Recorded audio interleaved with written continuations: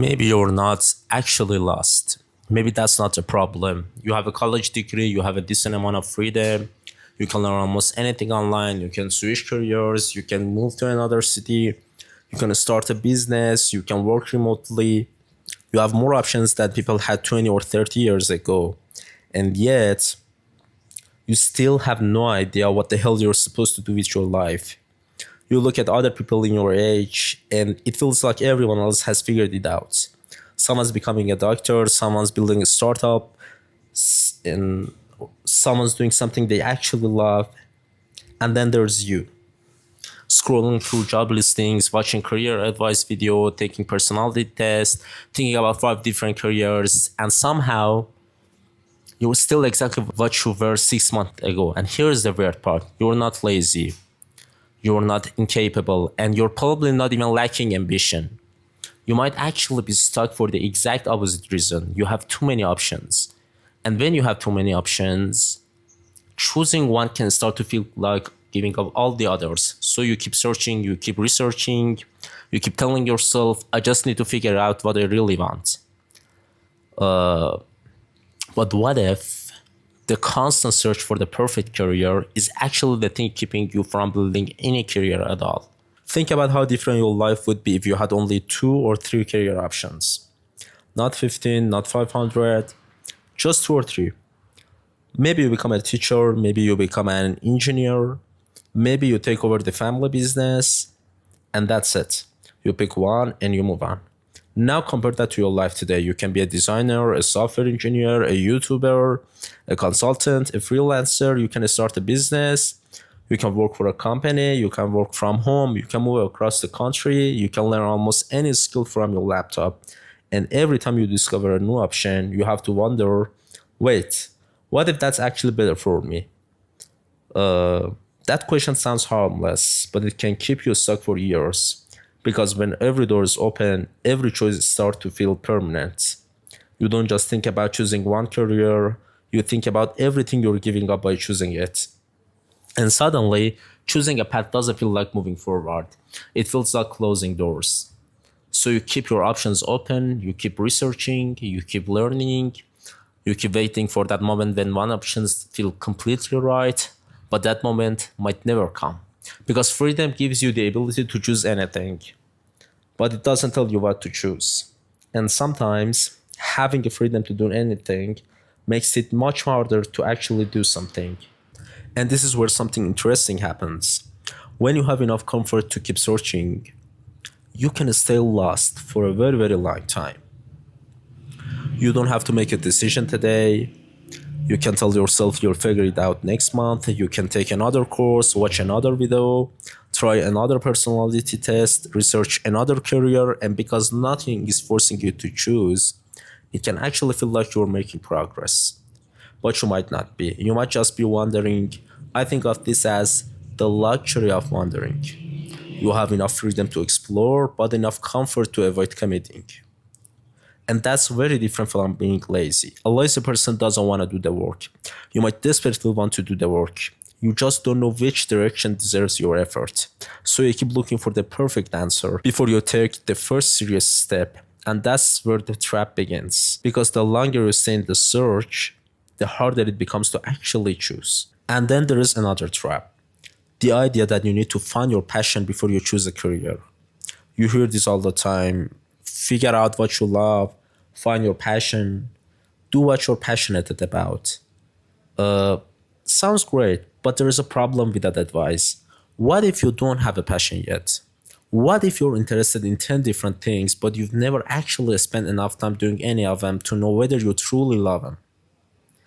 Because we tend to imagine passion as something you discover, like it's already sitting somewhere and inside you, waiting for you to find it. But a lot of the time, passion comes after commitment. You get good at something, you start understanding it, you become useful, you see yourself improving, and somewhere along the way, you start caring about it. That means you might be waiting for a feeling that only comes after you start moving. And while you're waiting to feel certain, someone else is spending 2 years getting really good at something. They're getting experience, building skills, meeting people, and figuring out whether they actually want that life. You're still trying to decide. And that's the trap. You're trying to make a permanent decision with information you can only get by actually doing the thing. But staying lost doesn't mean staying in the same place. You're still moving, you're learning things, you're trying different jobs, you're thinking about different careers. But there's a hidden cost to constantly starting over: time.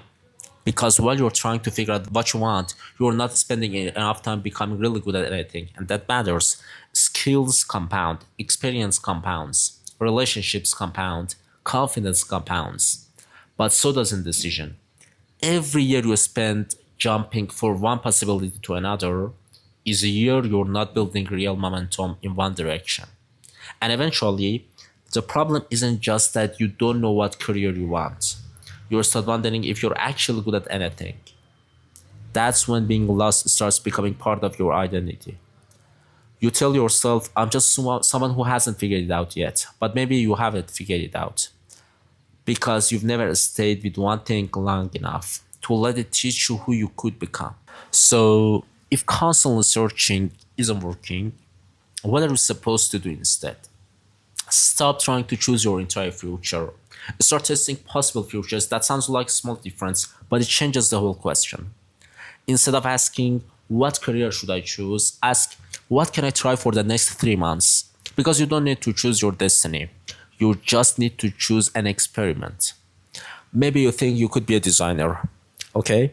Don't spend 6 months watching videos about whether design is the right career for you. Take a real project. Design something. Work with an actual client. See what the work feels like when it's not just an idea in your head. Maybe you think you want to become a programmer. Don't just watch videos about programming careers. Build something. Get stuck. Spend a Saturday trying to fix it. See how you feel when the work gets difficult, because that's the information you're missing. You can't think your way into knowing whether a career is right for you.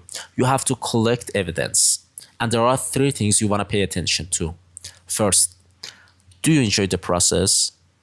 Not every minute of it. But do you find yourself wanting to get better? Second, are you getting better? Because being interested in something for a week doesn't mean much. But if you keep improving, that tells you something. And third, does the real world reward this skill?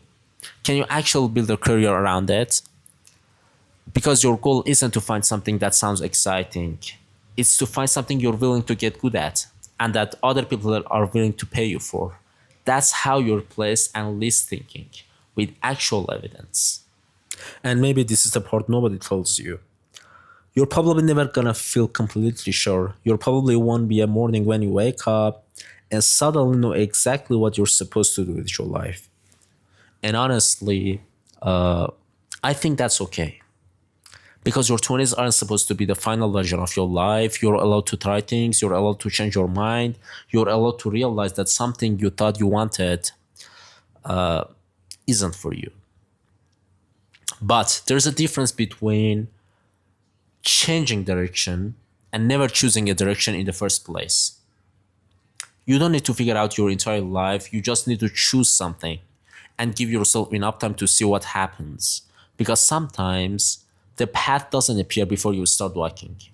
It appears because you started walking, and maybe one day you look back and think you almost didn't choose, the job you almost didn't take, the skill you almost didn't learn, and realize that was the beginning.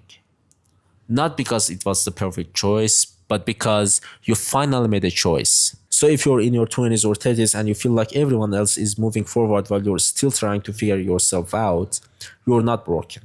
You're not behind. You might just be waiting for certainty, when what you really need is experience. So stop asking yourself, what am I supposed to do with my life? Ask something smaller. What am I willing to try seriously? Then go do it. Give it a real chance. Let reality teach you. Because you don't find your path by keeping every door open. You find it by walking through one. And if this is the kind of thing you've been thinking about lately, the stuff nobody really teaches you about your 20s, your work, your mind, and the strange problems that come with modern life, that's what this channel is about. So stick around, there's a lot more to figure out. I'll see you in the next one.